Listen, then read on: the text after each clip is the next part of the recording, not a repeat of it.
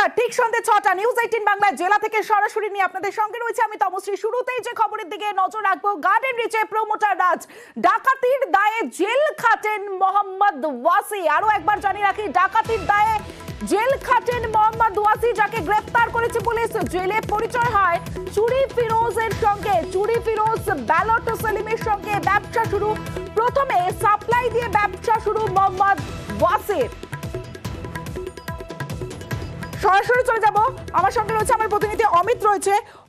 অমিত, যে বিষয়টা জানতে চাইবো, যে মোহাম্মদ ওয়াসির এই যে উত্থান, এই উত্থানের পিছনে রাজনৈতিক মদত কতটা?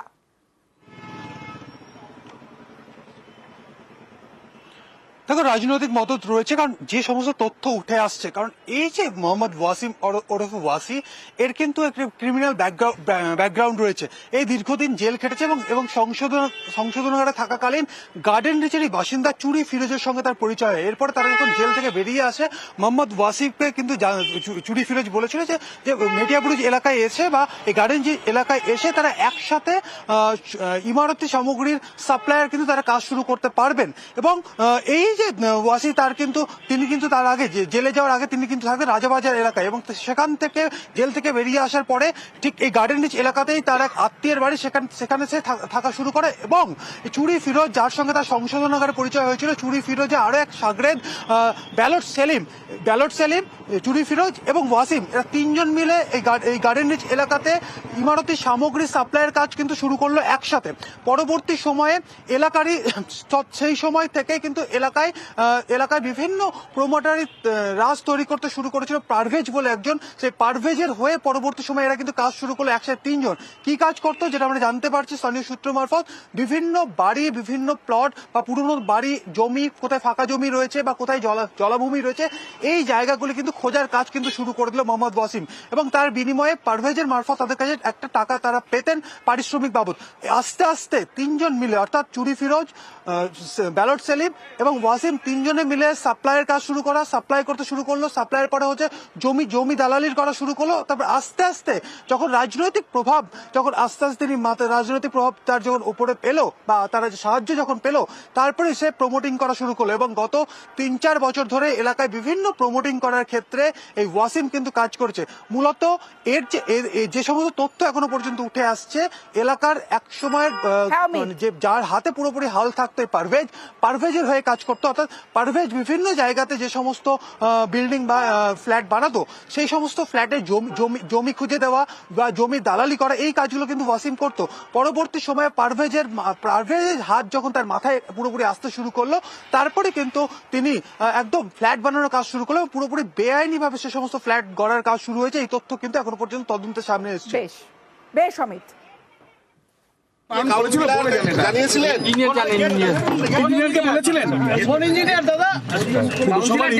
কি বলেছিল আপনাকে?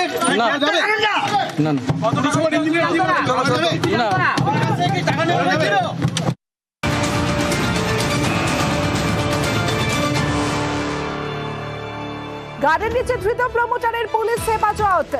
14 দিনের পুলিশ হেফাজতের নির্দেশ আলিপুর আদালতের। গার্ডেন রিচে বহুতল ভেঙে মৃত্যু হয়েছে 9 জনের। গতকাল গ্রেফতার করা হয় প্রমোটার মোহাম্মদ ওয়াসিকে, আর তাকে আজকে আদালতে পেশ করা হলে 14 দিনের পুলিশ হেফাজতের নির্দেশ আলিপুর আদালতে।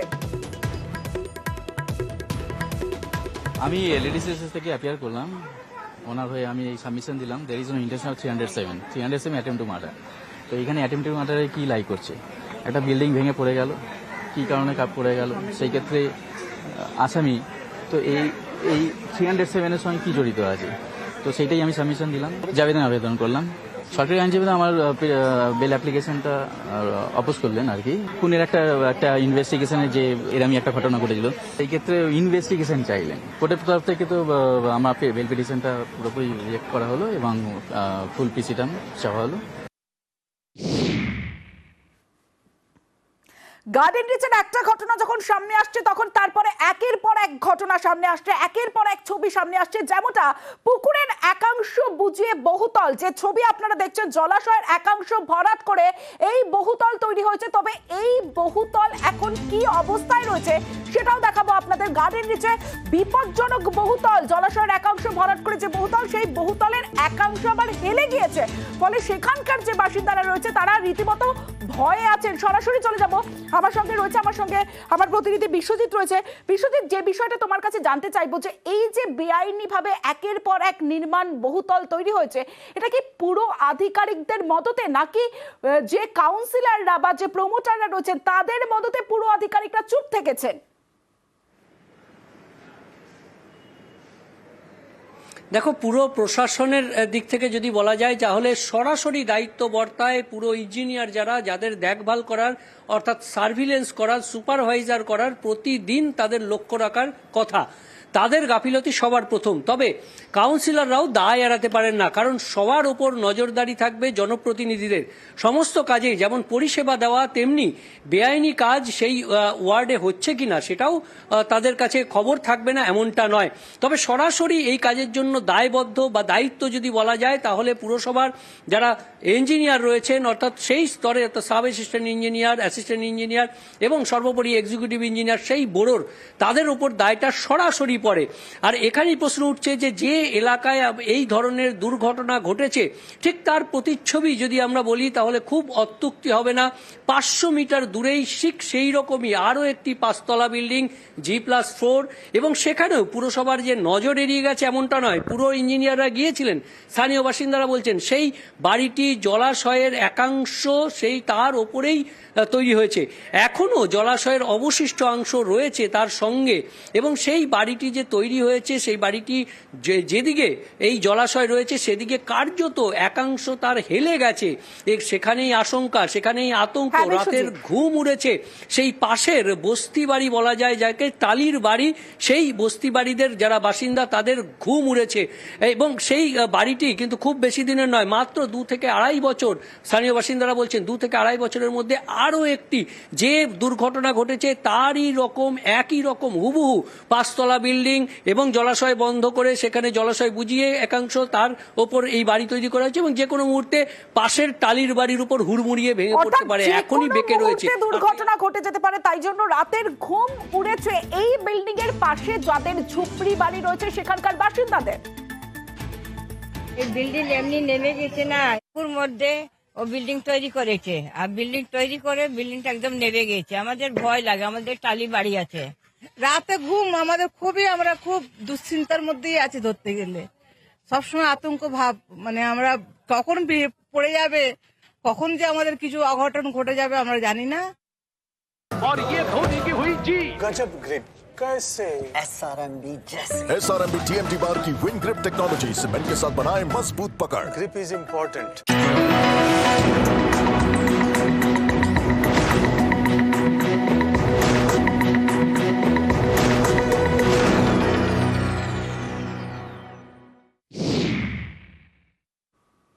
বিপর্যয়ের পরই ব্যবস্থা শুরু পুরসভার। এই যে বিল্ডিং গুলো দেখছেন হেলে পড়েছে বহুতল, এরকম একাধিক বহুতল আংশিক ও সম্পূর্ণ বেআইনি নির্মাণ এবার চিহ্নিত পুরসভার।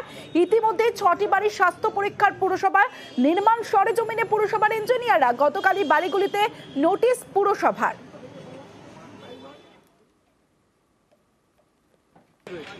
এটা তো মনে হচ্ছে আমার কি যখন থেকে রেডি হয়েছে বিল্ডিংটা এইভাবেই পড়ে হয়েছে, সেটে গেছে। কিন্তু তাও কত হবে, অনেক হলে 4-5 মাস হবে, এইভাবে বেশি হবে না। এই পাড়ার মধ্যেও আছে এমনি একটা গর্ত করেছে, বিল্ডিংটাকে খুলেছে, ছাতেটা ভেঙেছে গোল করে, ভেঙে তারপর ছেড়ে দিল। ওইটা ভিতরে যদি যান আপনারা দেখবেন পুরো বিল্ডিংটা ব্যান্ড হয়ে গেছে পুরো এইভাবে। আসছে ওরা এসে ঘুরে ঘুরে চলে যাচ্ছে, কিছু বলার নেই, তারপরে ওইভাবে গেছে। পড়ে যেতে পারবে, দেখছেন না এরকম হয়েছে। এখন না ঠিক করলে কবে কি হবে কোনো জানি না, আবার লোক মরবে। এখন ঠিক না করলে আবার লোক মরবে। একই আসে না, এখানে লোক বলেই না, পাশে লোক বলছে না কিছু। অনেক আছে, দেখবেন অনেক আছে। গার্ডেন রিচে বেআইনি বহুতল ভেঙে বিপর্যয়, যে ঘটনায় এখনো পর্যন্ত 9 জনের মৃত্যু হয়েছে, সেই দুর্ঘটনার মুহূর্তের সিসি ক্যামেরা ফুটেজ এই মুহূর্তে বহুতল ভেঙে পড়ার মুহূর্তের ছবি দেখাচ্ছে আপনাদের। যে ঘটনায় 9 জনের মৃত্যু, রবিবার ঠিক রাত 11:45 মুহূর্তে ভেঙে পড়ে বহুতল। নির্মীয়মান বহুতল ভেঙে পড়ার মুহূর্তের সিসি ক্যামেরা ফুটেজ দেখাচ্ছি আপনাদের, যেখানে 9 জনের মৃত্যু, আহত বহু।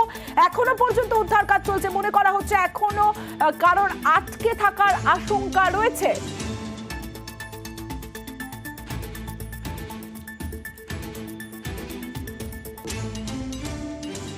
গার্ডেন রিচে পরপর বেআইনি বহুতল, জানতেনই না মেয়র। অবৈধ নির্মাণ দেখার দায়িত্ব কাউন্সিলরের নয়, নজরদারির দায়িত্ব পুরসভার বিল্ডিং বিভাগের।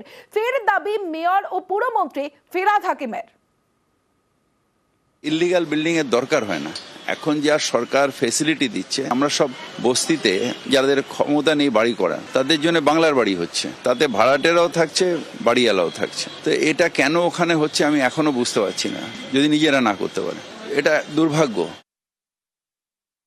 কাউন্সিলর না, দেখার কথা বিল্ডিং ডিপার্টমেন্টের। যদি ধরুন আমি কাউন্সিলরকে ছেড়েই দিলাম, বিল্ডিং ডিপার্টমেন্ট যাদের আধিকারিক, যারা মাইনে পায়, তাদের দেখার কথা। 23 সাল 21 সাল থেকে আমি বারবার করে কোয়েশ্চন করেছি, ইলিগাল বন্ধ করুন, বন্ধ করুন, এসি এবং এইদের রেসপন্সিবল করুন। একদম যদি শুরুর থেকে যখন ভিত তৈরি করছে তখন দিয়ে যদি গিয়ে আমরা করতে পারি, কারণ একটা বিল্ডিং রাতারাতি তো দাঁড়ায় না। তো এই জায়গাটা বিল্ডিং ডিপার্টমেন্ট যদি ইন্টারভেন করতে হয়, তাহলে এই ঘটনা ঘটতো না। নিশ্চিতভাবে অসাধু চক্র আছে, শোকজ করেছি 3 জন ওখানে, এসি, এই আর এক্সিকিউটিভ ইঞ্জিনিয়ার। কাউন্সিলর জানতে পারুক কি না পারুক, এটা আইনত আমি বলতে পারি না। গার্ডেন রিচে গার্ড করায় কাউন্সিলর ফিরহাদ হাকিম সব জানতেন। ফিরহাদ হাকিমের সঙ্গে শামস ইকবালের ভালো সম্পর্ক। কাউন্সিলর শামস ইকবালকে নিশানা বিজেপি রাজ্য সভাপতি সুকান্ত মজুমদারের। আর সুকান্ত মজুমদারের বক্তব্যের কোনো মিল নেই বেআইনি নির্মাণ রুখতে করা প্রশাসন। বিগত কয়েক বছরে পুরসভা অনেক বেআইনি নির্মাণ ভেঙেছে। সুকান্ত মজুমদারকে পাল্টা তৃণমূল মুখপাত্র শান্তনু সেন। সব জানে এরা, মিথ্যে কথা বলছে। শামস ইকবাল পয়সা নিত, প্রত্যেকটি কলকাতার কাউন্সিলর স্কোয়ার ফিটে টাকা রেট ওদের ফিক্স করা আছে। ফিরহাদ হাকিম সাহেব সব জানতেন। ফিরহাদ হাকিম সাহেবের সাথে শামস ইকবালের সম্পর্ক। 3-4 দিন আগে শামস ইকবাল 3 কোটি টাকা দিয়ে বিদেশি গাড়ি কেনে। আমার কাছে ছবি আছে সেই গাড়ির, যে গাড়ি কেনার কথা আমরা জীবনেও ভাবতে পারবো না। সমস্ত কিছু জানে তারা। সুকান্ত মজুমদার যেটা বলেছেন তার সাথে বাস্তবের কোনো মিল নেই। প্রথম কথা, আমাদের মেয়র ফিরহাদ হাকিম পরিষ্কার করে বলেছেন বেআইনি নির্মাণ হচ্ছে কি না হচ্ছে সেটা দেখে প্রশাসন। আর দ্বিতীয় কথা, প্রশাসনের নজরে এলে প্রশাসন চুপ করে বসে থাকে, সেটা সর্বৈব মিথ্যা। তার কারণ কলকাতা পৌরসভা বিগত কয়েক বছরে বহু বেআইনি বাড়ি ভেঙেছে, ভাঙার নোটিশ দিয়েছে, এবং আমাদের নেত্রী মমতা বন্দ্যোপাধ্যায় এ বিষয়ে কড়া পদক্ষেপ নিয়েছেন, এখনো নিচ্ছেন, ভবিষ্যতেও নেবেন। জেলা থেকে সরাসরিতে এবার জেলার অন্যান্য খবরের দিকে নজর রাখবো। দাসপুরের ছবিটা দেখাবো। পানীয় জলের দাবিতে পথ অবরোধ করে বিক্ষোভ দেখাচ্ছেন মহিলারা, যে ছবি আপনারা দেখছেন। দাসপুরের দুর্গাপুরে পথ অবরোধ এলাকার মহিলাদের অভিযোগ, ঘাটাল পাঁশকুড়া সড়কের কাজের জেরে প্রায় 1 বছর ধরে দুর্গাপুর গ্রামের মানুষ পানীয় জলের সমস্যায় ভুগছেন। পর্যাপ্ত পরিমাণে পানীয় জল মিলছিল না বলে অভিযোগ। তার উপর 3 দিন ধরে হঠাৎ করে পানীয় জল সরবরাহ সম্পূর্ণ বন্ধ বলে অভিযোগ। আর এতেই ক্ষিপ্ত গ্রামের মানুষ। অবরোধের পরে মিলল আশ্বাস, দ্রুত হবে সমস্যা সমাধান, দাবি পঞ্চায়েতের। এখানে দিবে বলে এখন যে জল দেয়নি, আমাদের জল নেই এইখানে, আমরা জল পাচ্ছি না এইখানে। আমাদেরকে কেন রাস্তায় জল রেখে দিচ্ছে, আমরা জল না এলে বাঁচবো কি করে? আমাদেরকে তো জল দিতে হবে। গরু বাছুর ছেনা পেনা সবাই আছে, তাহলে কিভাবে চলবে বলুন? এরকম রাস্তা ভেঙে যদি বারবার দিয়ে যায়, একবার তো কতদিন ভেঙে জল পাইনি, 1 বছর হয়ে গেল, তাহলে এখনো কি পাবনি? তাহলে আমরা কি করতে পারি? আমরা এরকম দাঁড়াবো। পশ্চিম মেদিনীপুরের দাসপুরের পর এবার গোয়ালতোড়ের দিকে নজর রাখবো, কারণ স্বাস্থ্য কেন্দ্রের অবস্থা বেহাল অবস্থার অভিযোগ তুলে স্বাস্থ্য কেন্দ্রের বাইরে বিক্ষোভ দেখাচ্ছেন রোগীর পরিজনরা, স্থানীয় মানুষজন। যে ছবি আপনারা দেখছেন পশ্চিম মেদিনীপুরের গড়বেতা 2 নম্বর ব্লকের গোয়ালতোড় চারুবালা স্বাস্থ্য কেন্দ্রের পরিষেবার বেহাল অবস্থা। এই অভিযোগ তুলে পথ অবরোধে নামলেন এলাকার মানুষজন। স্থানীয়দের অভিযোগ, স্বাস্থ্য কেন্দ্র থাকার সত্ত্বেও স্বাস্থ্য পরিষেবা পাচ্ছেন না এলাকার মানুষজন। খবর পেয়ে ঘটনাস্থলে গোয়ালতোড় থানার পুলিশ।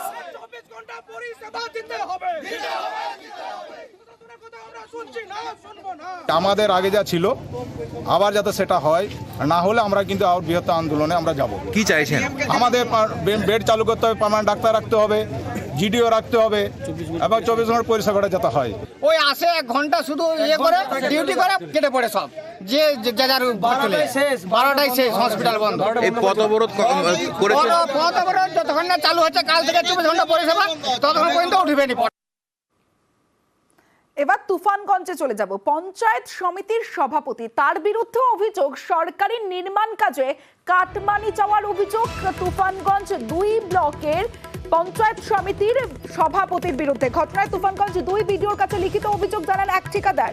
গত ডিসেম্বরে প্রায় 9,89,000 টাকা ব্যয়ে একটি অতিথি নিবাস সংস্কারের বরাদ দেওয়া হয়েছিল। অভিযোগ বিলের নথিতে সই করার জন্য ঠিকাদারের কাছে মোটা অঙ্কের কাটমানি দাবি করে পঞ্চায়েত সমিতির সভাপতি, আর টাকা দিতে রাজি না হয় সংস্কারের কাজে অনিয়মের অভিযোগ, যদিও অভিযোগ অস্বীকার করেছেন পঞ্চায়েত সমিতির সভাপতি। অঙ্গনারী সেন্টার নবনির্মিত, সেটা চলছে, সেখানে 5% কাটমানি দাবি করছেন কে? নিরঞ্জন সরকার। টাকা যদি দিতে রাজি না হই কাজটি হয়তো বন্ধ করে দিবে উনি, কিন্তু ঋণ নিয়ে কাজ করতেছে। আমার তো এদিকে সুদের হার বাড়ছে, আমি ঋণ মেটাতে পারছি না, আতঙ্কে রয়েছেন? আতঙ্কে রয়েছে। এই যে কথাটি বলেছে কাটমানির কথা, এটা মিথ্যা কথা। আমি যে কন্ট্রাক্টর কাজ করছে সেই কন্ট্রাক্টরের সঙ্গে আমার কথাও হয়নি। হ্যাঁ, অভিযোগ ভিত্তিহীন।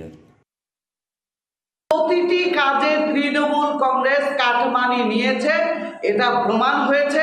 লোকসভা নির্বাচনে মানুষ ছুঁড়ে ফেলে দিবে, আর এই দুর্নীতিবাজ, সিন্ডিকেটবাজ, চোর তৃণমূলকে বাংলা থেকে মানুষ বিদায় করবে।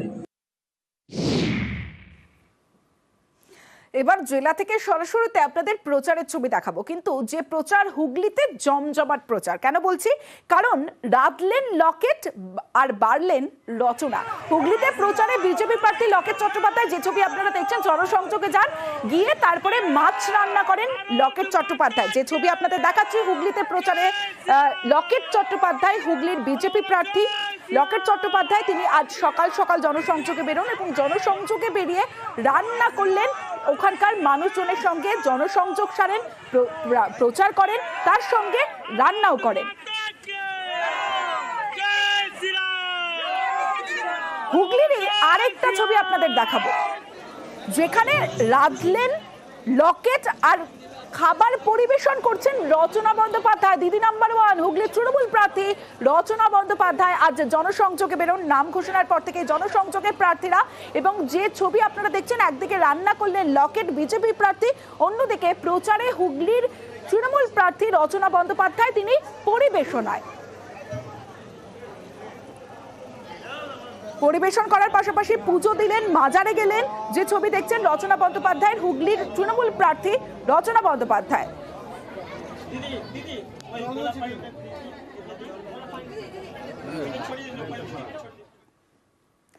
লিড যে দেবে সেই এলাকায় কাজ বেশি হবে, প্রচারে গিয়ে এমনই মন্তব্য বাঁকুড়ার বিজেপি প্রার্থী। আর তার এই মন্তব্যে রীতিমতো বিতর্ক সুভাষ সরকার, বিজেপি প্রার্থী।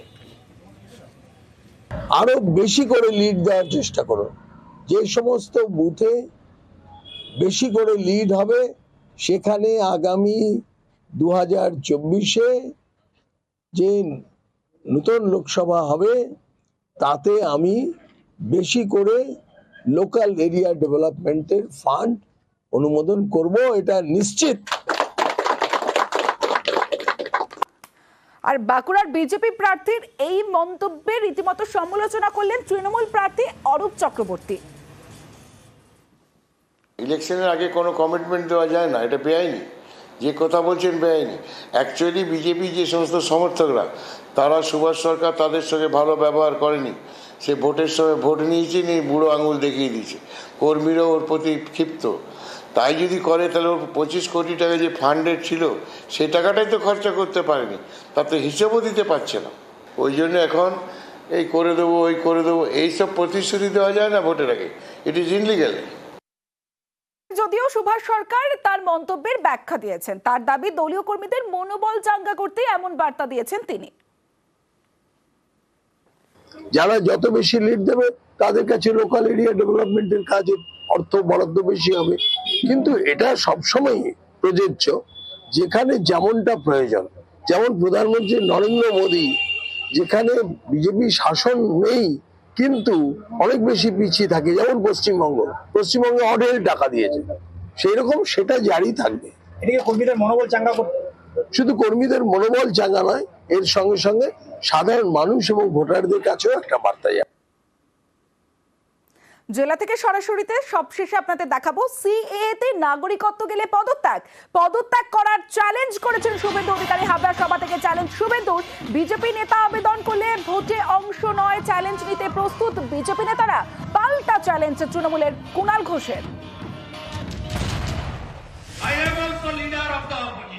আমি আপনাকে আজকে চ্যালেঞ্জ করছি, একজনেরও যদি নাগরিকত্ব যায় তাহলে আমি এমএলএ সিট থেকে রেজিগনেশন দেব। শুভেন্দু তাহলে এই চ্যালেঞ্জটা নিক যে বিজেপির কোনো নেতা যদি সিএ এর ফর্ম ফিল আপ করেন তাহলে তাকে যখন প্রথমেই জানাতে হচ্ছে যে আমি ভারতবর্ষের নাগরিক নই, তাহলে তারা কেউ MP, MLA, councillor, panchayat member, পুরসভার প্রতিনিধি, তারা কোনো জনপ্রতিনিধিত্বে নির্বাচিত হতে পারবেন না, ভোটে দাঁড়াতে পারবেন না, ইস্তফা দিতে হবে। সেইগুলো তো তাহলে তাদের অ্যাকসেপ্ট করতে হবে।